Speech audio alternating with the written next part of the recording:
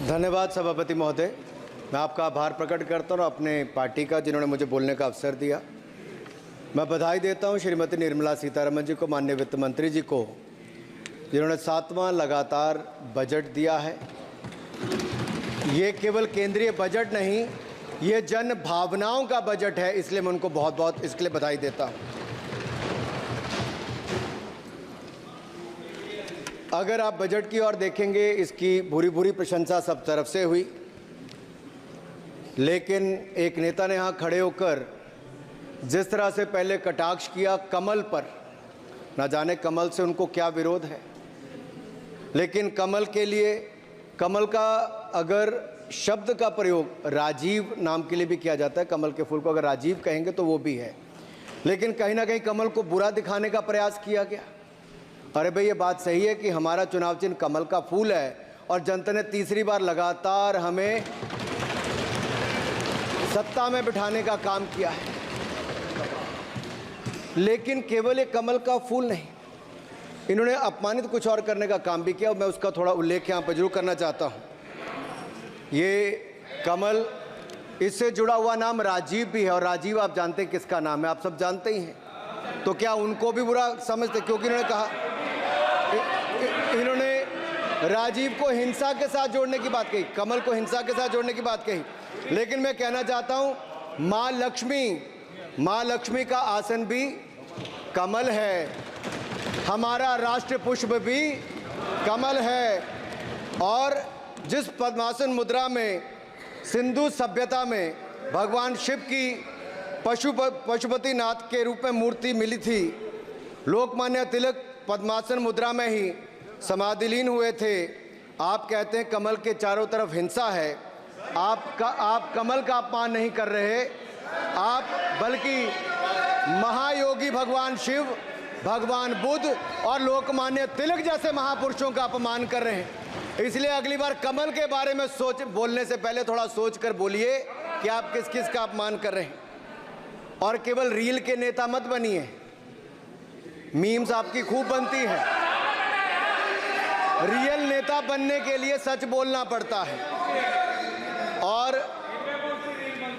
और सर, कुछ लोग एक्सीडेंटल हिंदू हैं और महाभारत का ज्ञान भी एक्सीडेंटल है। और उस नेता के अलावा और कौन नहीं जानता कि महाभारत में अभिमन्यु का वध 7 महारथियों ने मिलकर किया था। जयद्रथ, दुर्योधन, दुशासन, कर्ण, द्रोणाचार्य, कृपाचार्य और शकुनी। लेकिन राहुल जी ने कभी महाभारत, शायद, अब मुझे तो पता नहीं, पढ़ा भी नहीं, पर देखा भी नहीं होगा शायद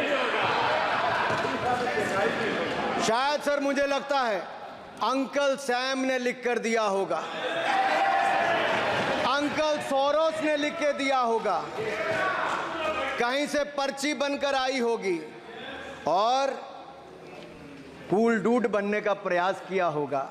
मैं इतना ही कहूंगा, कल जो चक्रव्यूह में फंसाने की बात कर रहे थे, वो कर्ण को करना कह रहे थे, कृपाचार्य जी को कृपचाय बोल रहे थे।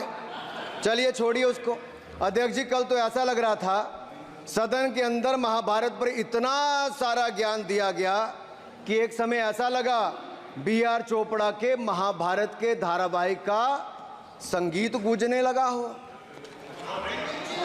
और कहीं ना कहीं उन्होंने एक बार महाभारत पढ़ने के लिए फिर प्रेरित किया। मगर इस बार महाभारत पर मैंने एक नई पुस्तक पढ़ी जो उनकी पार्टी के विद्वान सांसद, जो इस सदन के सदस्य भी हैं, उन्होंने लिखी है, और उस पुस्तक का नाम है the great Indian novel. Rahul ji को अगर महाभारत और चक्रव्यूह के विषय में विस्तृत जानकारी लेनी है तो अपने उस सांसद से वो संपर्क कर सकते हैं। और मैं बताऊंगा, शशि थरूर जी ने, शायद वही राहुल गांधी जी को बता दें या बताएंगे, नहीं तो मैं बता देता हूं कि आपने महाभारत और भारत के स्वतंत्रता संघर्ष को मिलाकर जो उपन्यास लिखा है, उसके पात्र कौन कौन हैं। इस उपन्यास में धृतराष्ट्र के रूप में किस नेता को दिखाया गया है, कौरव किस पार्टी को कहा गया है, इस उपन्यास में प्रिय दुर्योधनी कौन है। जब राहुल जी को इसका पता चलेगा तो मुझे लगता है कहीं ना कहीं शशि थरूर जी पर कार्रवाई ना हो जाए। लेकिन क्या है साहब, ये लोग तो संविधान दिखाते थे, पढ़ते नहीं थे। मैंने उस दिन पूछ लिया कितने पन्ने होते, तो वो भी नहीं बता पाए। मैंने उसके बाद पूछा कि ये जो आप संविधान की कॉपी लेकर चलते हो, इसका प्रीफेस पढ़ा है, इसका फॉरवर्ड पढ़ा है, इसकी प्रस्तावना किसने की है। के वेणुगोपाल जो सॉलिसिटर जनरल इनकी सरकार के समय भी रहे होंगे, सीनियर एडवोकेट हैं, या गोपाल शंकर नारायण जो सीनियर एडवोकेट हैं, उन्होंने उसकी प्रस्तावना की थी और प्रस्तावना में लिखा था कि कैसा काला अध्याय वो इमरजेंसी का समय था।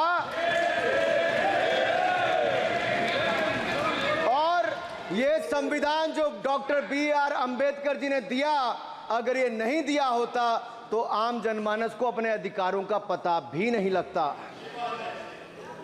लेकिन इन्होंने तो उसको पढ़ा ही नहीं था, लेकिन केवल कॉपी दिखा रहे थे इतने दिनों से साहब। ऐसे ही महाभारत पर भी ऐसी हालत लग रही है।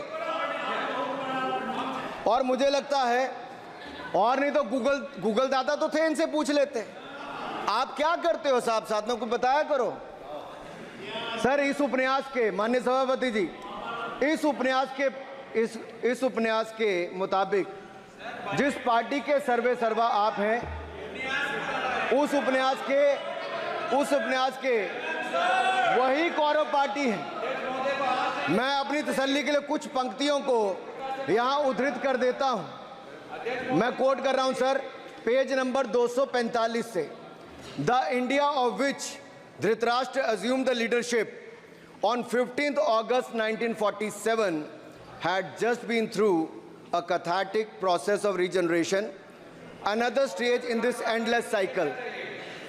अब 15 अगस्त 1947 को प्रधानमंत्री के रूप में मोदी जी तो नहीं थे, और ये कह रहे हैं कि जिन्होंने 15 अगस्त 1947 को उस समय वो सत्ता ली थी, वो धृतराष्ट्र थे। तो धृतराष्ट्र किसको कहा गया? धृतराष्ट्र को किसको कहा गया?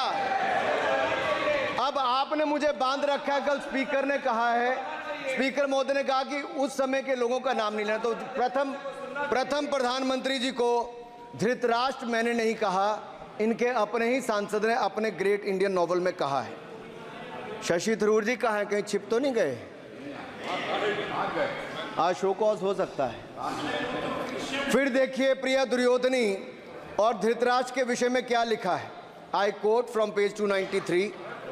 इन Delhi, blind Dhritarashtra ruled with प्रिय Duryodhani by his side, and he pledged the nation not so much to the gas and hot water of his Fabian preceptors, but to smoke and steam of the modern industrial revolution their ancestors had denied this country. Sir, ये सबको पता है कि इस देश के एकमात्र Fabian Samajwadi कौन थे, और ये फैबियन समाजवादी कौन थे उसके बारे में किसी और ने नहीं, आपके ही सांसद ने लिखा है। अरे वाह, इसमें तो आगे इमरजेंसी की चर्चा भी है, और जिसे इंदिरा गांधी जी ने थोपा था। और इमरजेंसी किया है। Saugata Dada, you are not Shashi Tharoor, please. ये देश इनकी यातनाओं का सर भुगत भोगी रहा इमरजेंसी के समय, और वो काला खंड, वो काला अध्याय वो देश कभी भूल नहीं पाएगा, जिसने देश के लोगों को कठिन शब्द इमरजेंसी के बारे में भी बताया। सर, तो हम चर्चा कर रहे थे द ग्रेट इंडियन नॉवल के अध्याय 7th बुक की, जिसमें प्रिय दुर्योधनी और उनके प्रिय पात्र शकुनी शंकर डे देश में आपातकाल लगाने की योजना बना रहे थे। सर, मैं पढ़ता हूं कि शकुनी ने क्या कहा। I quote, what you could do now is to declare an internal siege, a grave threat to the stability and security of the nation from internal disruption। जिस बुक को आप कोट कर रहे हैं उस बुक को आप सबमिट कर दीजिए। मैं कर दूंगा साहब, एक कॉपी आपको भी भिजवा दूंगा साहब, एक टेबल पे भी रख दूंगा। So what you could do now is to declare an internal seize, a grave threat to the stability and security of the nation from internal disruption. No one has ever defined the permissible procedures under an internal seize, which leaves it to more or less up to us to define them, Shakuni added. And the next, sir, from page 366, I quote, not to mention censorship of the press. Press hai? Not to mention censorship of the press, which is nowhere explicitly ruled out in the Constitution. Suspension of certain fundamental rights, free speech, assembly, and that sort of things, and measures to put up the judiciary in their place, said Shakuni. Sir, ये किसी और ने नहीं, और मैं कहना चाहता हूं सर, माननीय अनुराग जी, एक किताब गौरव जी को भी भिजवा दीजिएगा। मैं खरीदेंगे सर, मैं कॉपी गौरव जी को भिजवा दूंगा सर। सर, इसमें जिनकी मैं बात कर रहा हूं वो हमारे उस समय की प्रधानमंत्री थी जिन्होंने इमरजेंसी लगाई थी। एक नेता की स्वर्गीय दादी जी भी हैं, और मैं उनके नाम के आगे प्रियदर्शनी भी लिखा जाता था, और उन्होंने इमरजेंसी लगाई थी। लेकिन माननीय सभापति जी, मैं कहना चाहता हूं, दुशासन और दुर्योधन दोनों बहुत ही दुष्ट और बदमाश हो सकते थे, लेकिन उन्होंने भी कभी इमरजेंसी नहीं लगाई थी। दुशासन और दुर्योधन दुष्ट भी हो सकते हैं, दुश्मन भी हो सकते हैं, बदमाश भी हो सकते हैं, लेकिन उन्होंने भी इमरजेंसी नहीं लगाई थी। सर, पूरे उपन्यास में 74 बार कौरव और कौरव पार्टी की चर्चा हुई, हर एक में कांग्रेस का चरित्र झलकता है। राहुल जी सदन में हजारों साल पूर्व हुए महाभारत की कहानी सुना रहे थे, मगर उनकी अपनी पार्टी के पढ़े लिखे एक विद्वान पूर्व मंत्री और सांसद आज के महाभारत की कहानी लिखते हुए बताते हैं कि कौन कौरव था, कौन शकुनी था, कौन धृतराष्ट्र था, कौन दुशासन था, कौन दुर्योधन था, कौन कर्ण था। जरूर पढ़िएगा, सबके किरदार उसी में मिलने वाले हैं। और शायद जिस समय शशि थरूर जी लिख रहे थे, उस समय आपका टैलेंट इनको पता नहीं था, नहीं तो 100 पन्ने तो आप पे ही लिख देते साहब। आप चाहते कार्रवाई हो जाए। माननीय सभापति जी,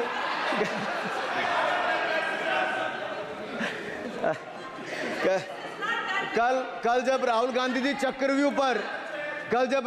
चक्रव्यूह पर बहुत ज्ञान दे रहे थे, तो पीछे दो लोग, कुमारी शैलजा जी और दीपेंद्र जी, बैठकर मुस्कुरा रहे थे। अब शायद राहुल जी वो पीछे हंस तो रहे थे, लेकिन आप एक बात जरूर कर लीजिए,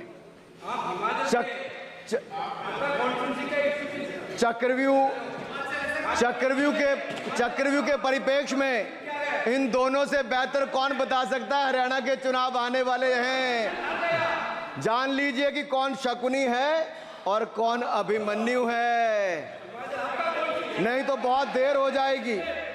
आपको एक और सुझाव है, और मैं इतना जरूर कहूंगा, आपने तो कई सारे चक्रव्यूह बनाने का काम किया सर, और जब उस समय किशोर अभिमन्यु पर कौरवों ने युद्ध नीति के विपरीत जाकर प्रहार किया था, तो मैं कुछ कहना चाहता हूं। इतने में पुत्र दुशासन ने पीछे सा था वार किया, निष्प्राण हुए एक गदा से सिर पर था प्रहार किया।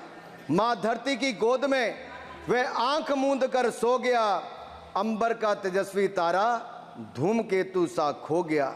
लेकिन कोई तारे का तेज फीका नहीं कर सकता, वीर गति पाकर अमर हुआ हो कभी नहीं मर सकता है। पुत्र सुभद्रा कुरुक्षेत्र में जिसकी अमर कहानी थी, 9 माह में सीखी विद्या जब 16 साल जवानी थी।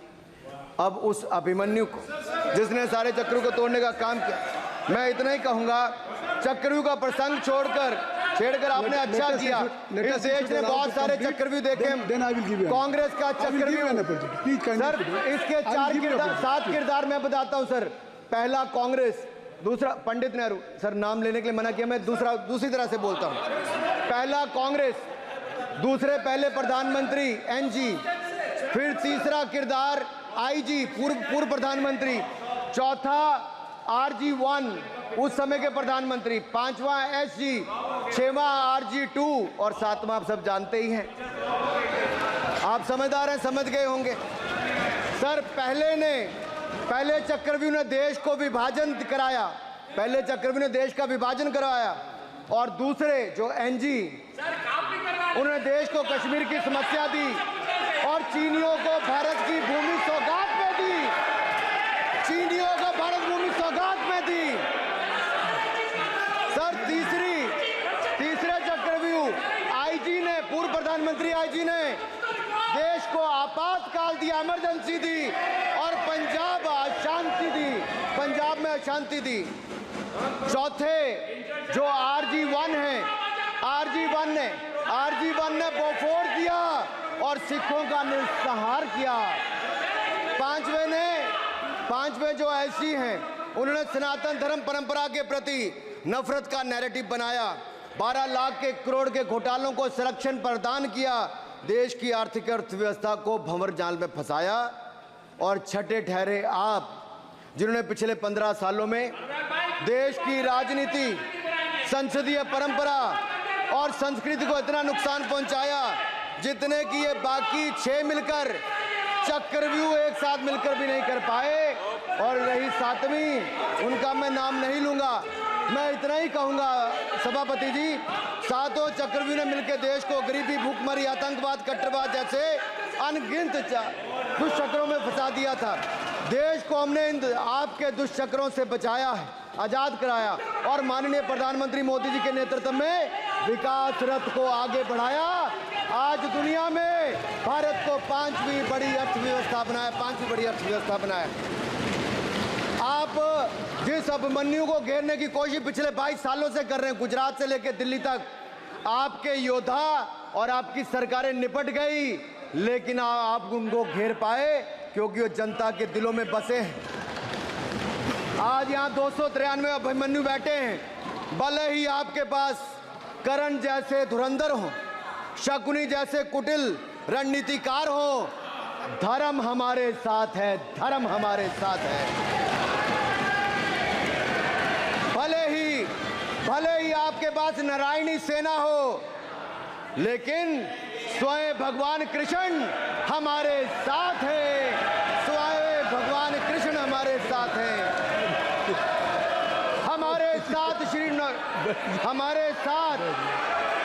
हमारे साथ श्री रघुनाथ तो किस बात की चिंता शरण में दिखाया। माननीय सभापति जी, हमारे साथ श्री रघुनाथ तो किस बात की चिंता शरण में रख दिया जब मात, तो किस बात की चिंता। हमारे साथ तो जनता रूपी रघुनाथ है और आगे भी रहने वाला है। आप देखिए, ये कल से हलवा बांटने की बात कर रहे थे। अध्यक्ष महोदय, झूठ के पैर नहीं होते, ये झूठ अक्सर कांग्रेसियों के कंधे पर सवार होकर सैर करते हैं, जैसे मदारी के कंधे। सर इसको देख लीजिए। माननीय सभापति जी, झूठ शब्द के बजाय आप असत्य कहें। झूठ असंसदीय है, उसको हम कार्रवाई का हिस्सा नहीं मानेंगे। असत्य कहें।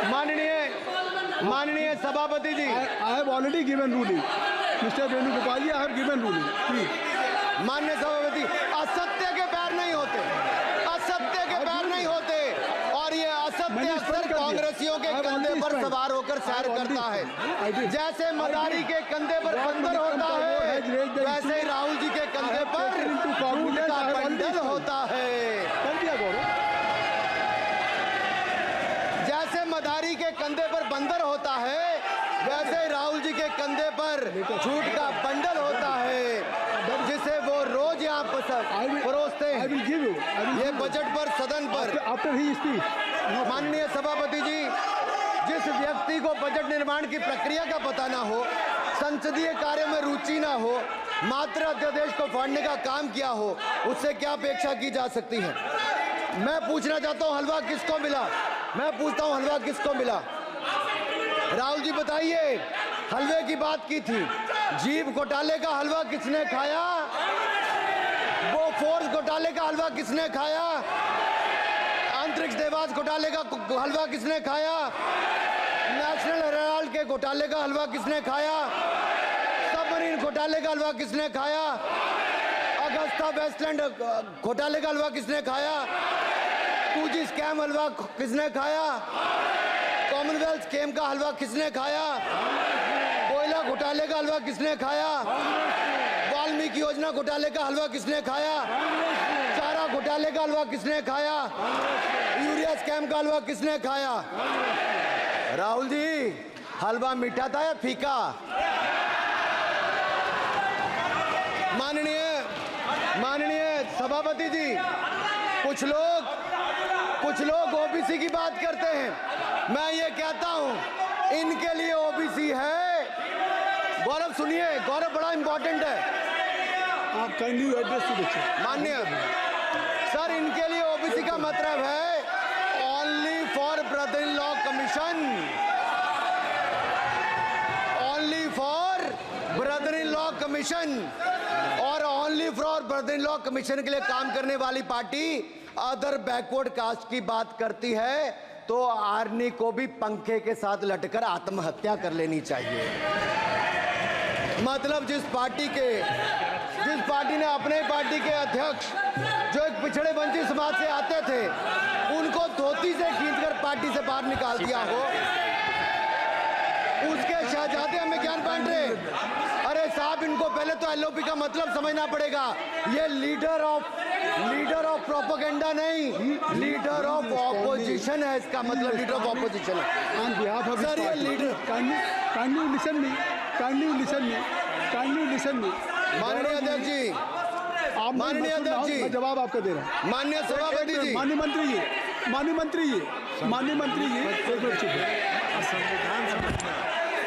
सुनिए। माननीय गौरव जी, आप या माननीय सदस्य जो कह रहे हैं, मैं समझता हूं कि माननीय राहुल जी एलओपी, उन्होंने भी बात कही सरकार पे या सरकार के मंत्रियों के लिए नाम लिया, तो इसका जवाब अगर वो दे रहे हैं, अनपार्लियामेंट्री वर्ड जो होगा इसको मैं स्पंज करता हूँ। मैं अनपार्लियामेंट्री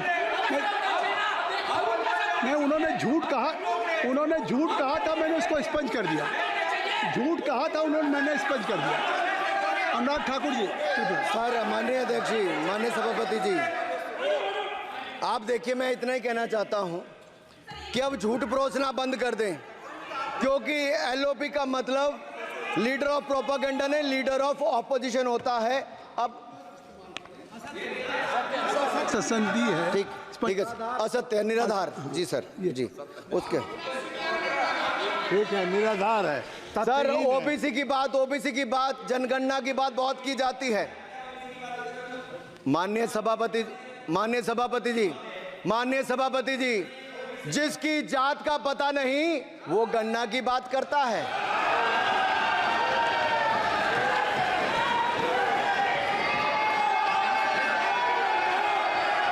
जिसकी जात का पता नहीं वो गणना की बात करता है।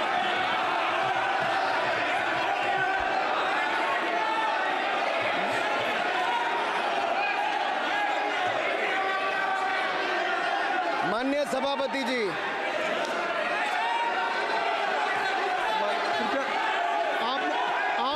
आपने जो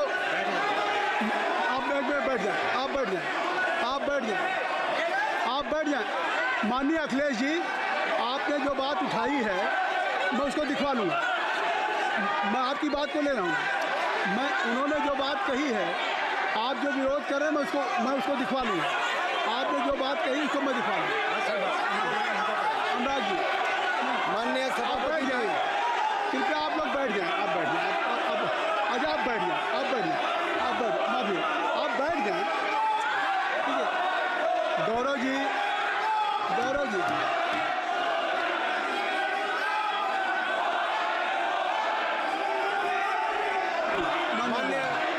माननीय सभापति जी, मैं आपको याद कराना चाहता हूँ, इसी सदन में एक पूर्व प्रधानमंत्री जी ने RG1 ने ओबीसी को आरक्षण देने का विरोध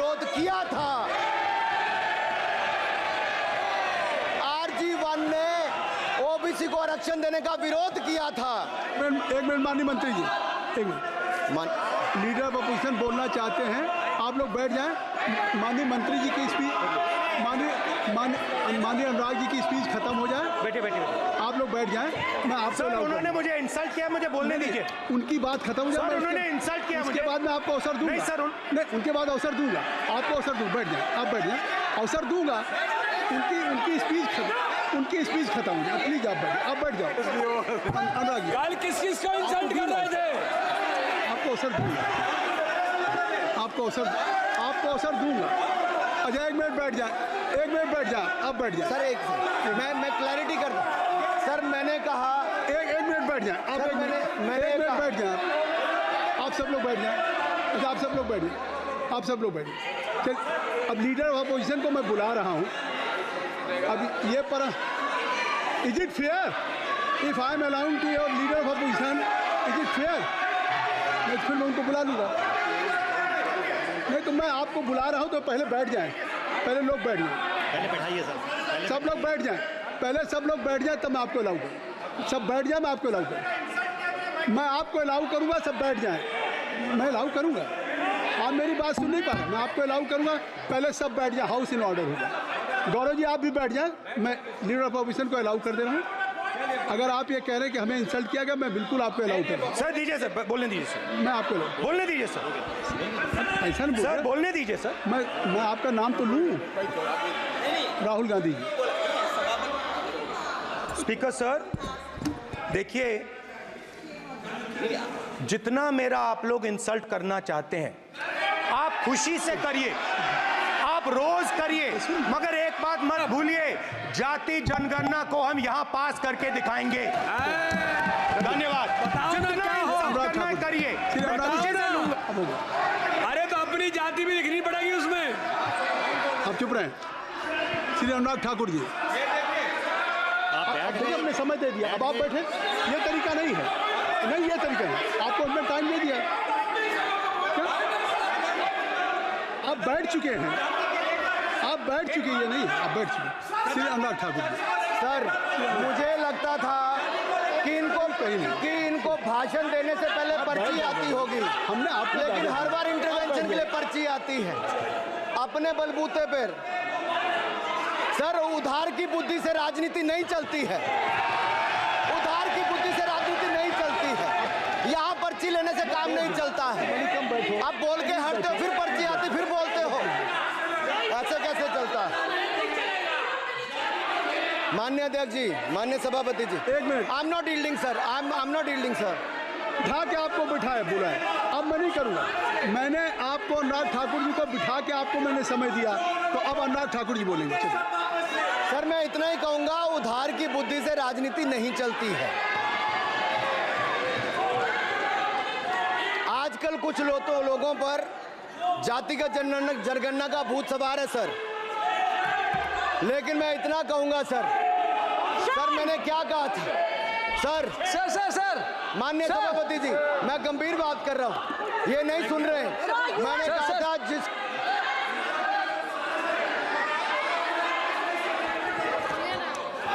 ठाकुर टैगोर प्लीज। माननीय सभापति जी, I have already given an माननीय सभापति अपॉर्चुनिटी जी, टू राहुल गांधी जी। राहुल गांधी जी अपनी ही हैज एक्सप्रेस हिज फीलिंग, जो उनको था। नहीं आप दल से बाहर आ जाए, कृपया आप दल से आ जाएं, फिर मैं उनको फिर समय दे दूंगा, जी सर मैंने कहा था कि जिसको जात का पता नहीं वो गणना की बात करता है। मैंने नाम किसी का नहीं लिया था सर, नाम तो किसी का नहीं लिया था, नाम किसी का नहीं लिया था, लेकिन जवाब देने कौन खड़े हो गए? सर मैं कहना चाहता हूं माननीय सभापति जी, अगर आप देखेंगे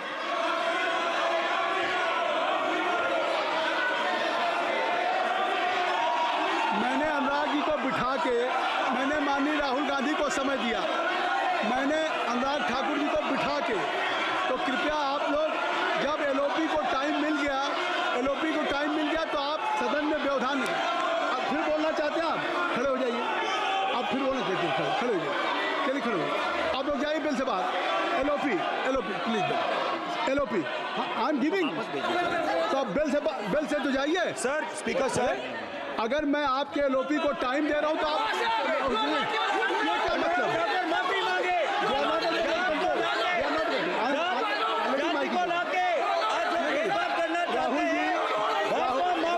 राहुल गांधी जी, हमने आपको समय दिया, अपने मेंबर से कहिए कि बैठे तब तो आप बोलेंगे, बैठिए तब तो बोलेंगे भाई। राहुल गांधी जी कह रहे तब तो बोलेंगे। आप अंदर आइए। हाई भी सबको ले जाइए प्लीज। सर माइक लीजिए सर। एक मिनट माइक मिल जाएगा आपको, माइक मिल जाएगा। बेल खाली कर दीजिए। इतनी अच्छी वर्षा पूरा देश इतनी अच्छा बजट पे स्पीच दे रहा है। You have already spoken. Rahul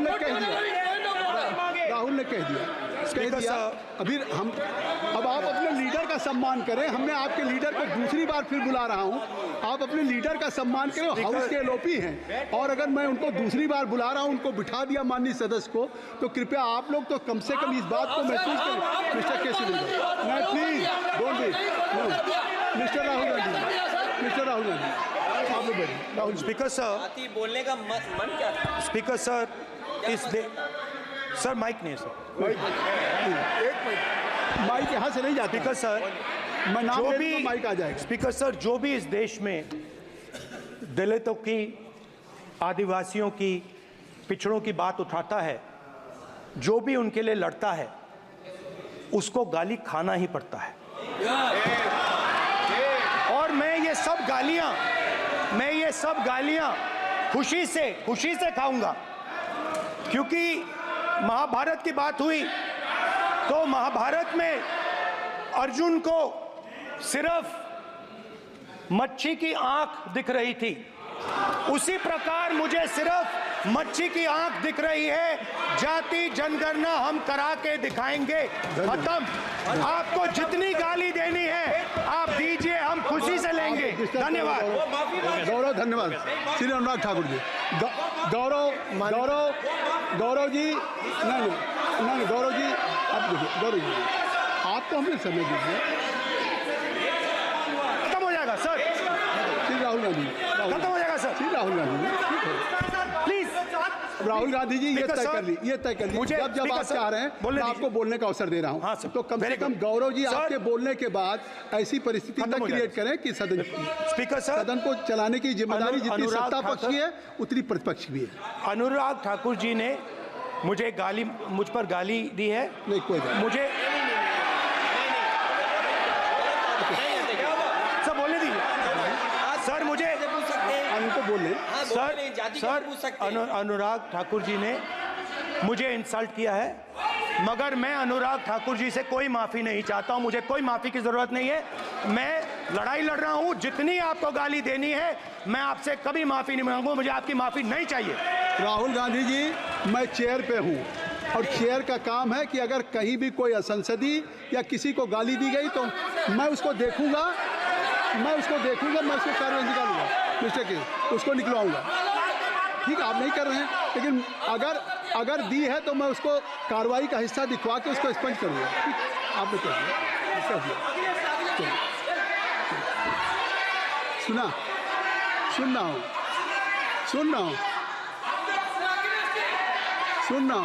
मैं श्री अनुराग ठाकुर जी, माननीय सभापति जी, श्री अखिलेश यादव जी बैठ जाए। श्री अखिलेश महोदय, सभापति महोदय, मैं केवल इतना, सभापति महोदय, स्वागत है। क्या तरीका? सभापति महोदय, मेरा आपसे केवल इतना निवेदन है। माननीय मंत्री रहे हैं, बड़े दल के नेता हैं, मंत्री रहे हैं, बड़ी बात कर रहे थे। मैं महाभारत, शकुनी, ये सब बातें कह रहे थे, दुर्योधन तक यहाँ ले आई है। मैं केवल सभापति महोदय इनसे ये पूछना चाहता हूँ, आपने जाति कैसे पूछ ली है बताइए बस। आप जाति कैसे पूछ सकते हैं? आप बताएं, जाति कैसे पूछ सकते हैं? आप पूछ के दिखाओ जाति। तुम आप जाति कैसे पूछोगे? तुम कैसे पूछोगे जाति? आप बैठ नहीं, जाति नहीं पूछ सकते आप। आपने कह दिया ना। अब आप हमारी जाति नहीं पूछ सकते। आप हमारी व्यवस्था सुन लें, आप मेरी व्यवस्था सुन लें। कोई सदन में किसी की जाति नहीं पूछेगा। अनुराग ठाकुर जी, मैंने उसको स्पष्ट कर दिया। नहीं, श्री अनुराग ठाकुर जी, माननीय सभापति जी, बात आई। माननीय सभापति जी, उस समय के प्रधानमंत्री स्वर्गीय आरजी वान जी ने यही कहा था कि ओबीसी के आरक्षण का विरोध करता हूं। ये तो सदन में है।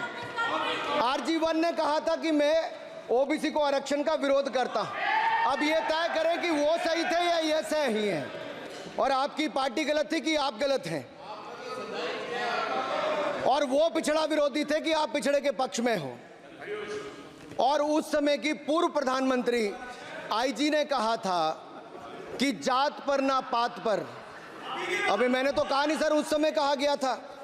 और इसी तरह से ही कृपया अपना भाषण संक्षिप्त सर, करें। मंडल आयोग की रिपोर्ट हो, काका कालेलकर की रिपोर्ट हो, इस पर कौन वर्षों तक बैठा रहा सर? जवाब देना होगा इनको, कौन देगा जवाब? अगर उस समय उसको लागू कर दिया होता तो आज ओबीसी के अधिकारी भी ज्यादा होते, बाकी भी होते। और यही नहीं सही, इन्होंने दलित के साथ, आदिवासी के साथ, ओबीसी के साथ विरोध किया।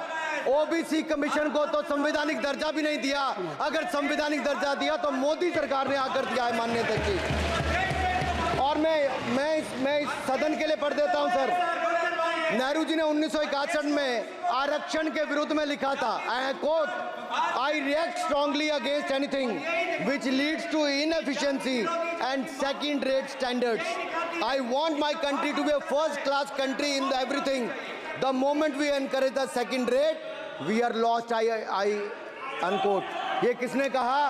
देश के पहले प्रधानमंत्री ने कहा। आप उससे सहमत हो कि नहीं सहमत? तो बताइए, माफी मांगोगे उसके लिए कि नहीं मांगोगे? कृपया चेयर को आप एड्रेस करें। आप चेयर को एड्रेस करें अनुराग जी। सर मैं इतना ही कहूंगा और समाप्त करें। लहजे में बदजुबानी, चेहरे पर नकाब लिए फिरते हैं वो जिनके खुद के बही खाते बिगड़े हैं, वो हमारे हिसाब लिए करते हैं। बहुत बहुत धन्यवाद। नहीं सर, मेरे एक मिनट सर, मैं एक बात क्लियर कर दूं सर। मैंने किसी का नाम लेकर नहीं कहा, लेकिन कोई अपने आप क्यों खड़ा हुआ? मैंने किसी का नाम नहीं लिया था। आप रिकॉर्ड चेक कीजिए सर, आप रिकॉर्ड चेक कीजिए। और सर ये सारी बातें अगर आप देखेंगे, सबका साथ सबका, मैं रिकॉर्ड दिखवा लूंगा। आप दिखाइए सर। सबका साथ सबका विकास हमने किया सर। अगर अल्पसंख्यक के रूप में अगर किसी को राष्ट्रपति बनाया गया तो कलाम साहब को अटल बिहारी वाजपेयी जी की सरकार में बनाया गया। रामनाथ कोविंद जी को एससी समाज से आते थे, राष्ट्रपति बनाया गया तो मोदी जी की पहली सरकार में बनाया गया। एक महिला ट्राइबल को अपनी क्षमता के आधार पर अगर देश का राष्ट्रपति बनाया गया तो द्रौपदी मुर्मू को हमारी सरकार को। अगर ओबीसी प्रधानमंत्री है तो आज माननीय प्रधानमंत्री मोदी जी। आज सबसे ज्यादा मंत्री एससी एसटी ओबीसी है तो हमारी सरकार में सर मैं इतना ही कहूंगा। समाप्त करें सर, मैं 2 मिनट में खत्म।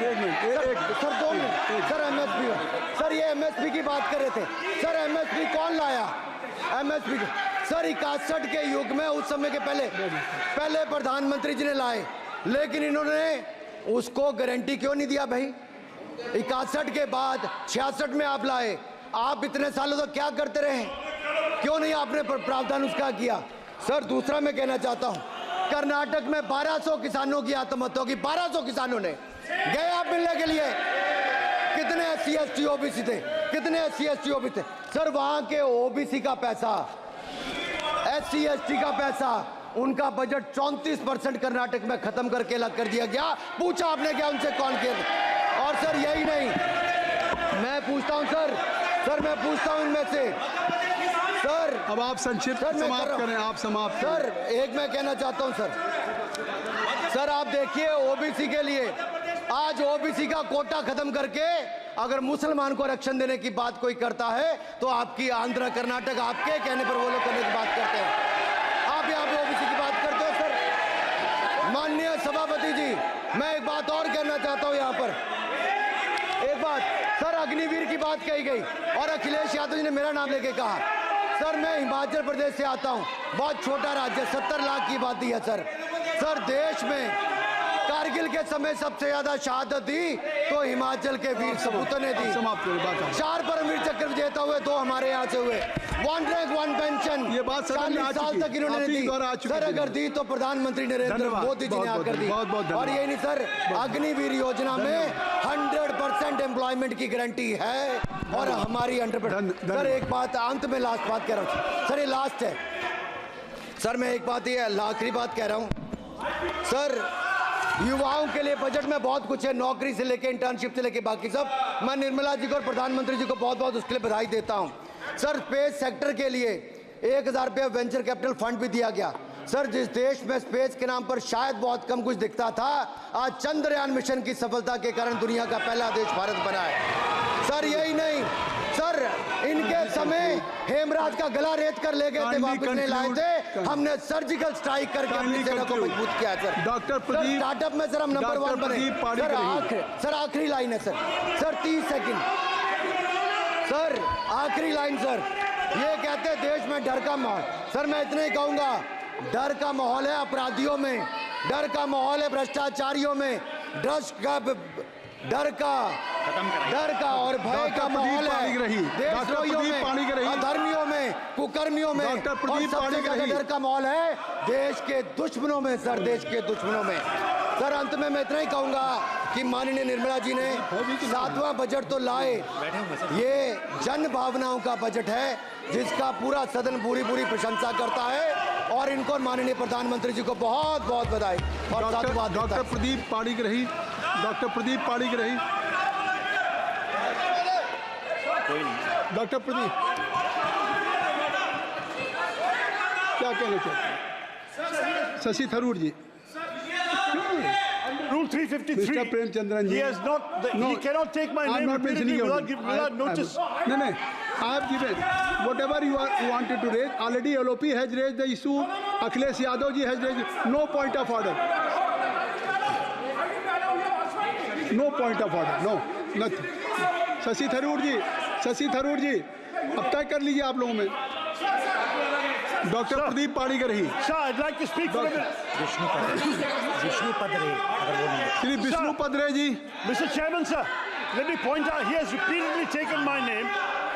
Sir, he has repeatedly taken my name. एक बढ़िया खबर है, आप भी सुन लो, आपको जरूरत है, आपका भला होगा। मोदी जी ने ऑयल एंड गैस का नाम पर अंडमान में 4 जगह में अक्टूबर में ऑयल ड्रिलिंग काम शुरू हो जाएगा। ये मोदी जी वो नहीं है। नंबर 2 भाई प्रदीप किसने बेचा था सर?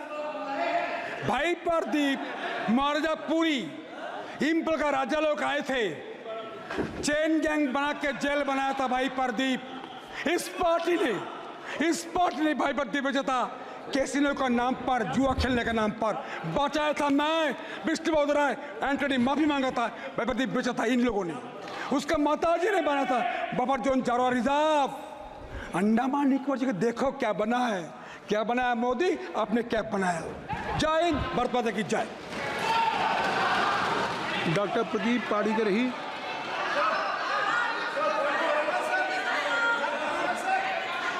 क्या चाहिए बताइए, क्या चाहिए सर? नहीं क्या चाहिए? कोई नहीं है तो छोड़ दीजिए, महामंत्री को खड़ा करते हैं ना फिर। और क्या मंत्री जी को बुला लीजिए।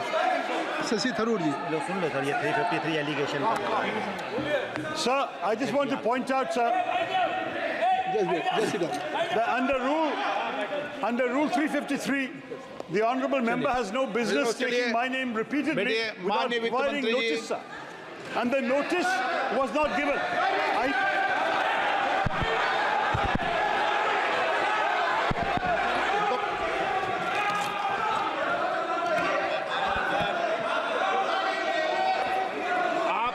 तरीका ठीक नहीं है आपका,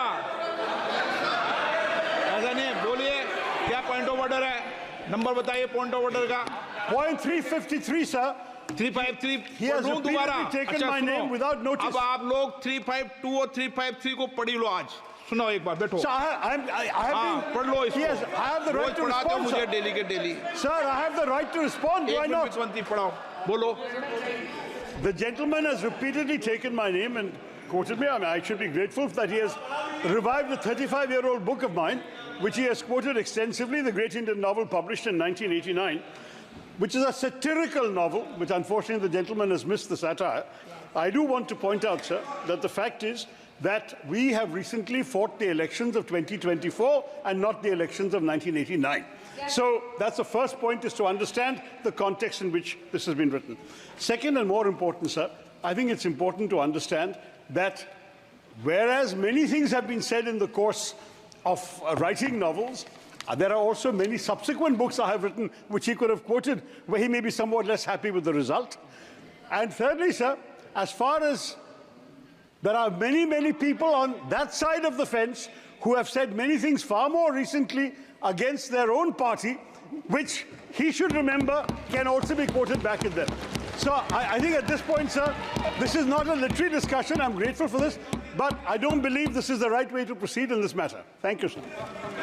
सर अगली बार नए नॉवल का इस्तेमाल कर लेंगे सर। सारे सदन को रोज सदन में इस किताब को उठाते हो आप, और रोज एक कानून उठाते हो 352, 353 बाइबल है। तो ये दो बाइबल के दो अंश आज मैं पढ़ के सुना देता हूँ पूरे सदन को इस बाइबल।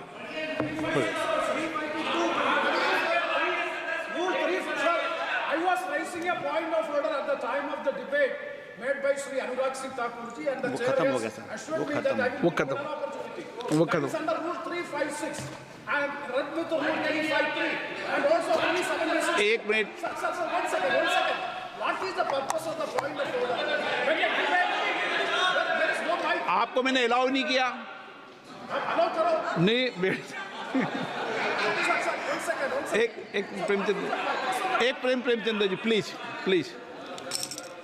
माननीय वित्त मंत्री जी, प्लीज बेटे नहीं।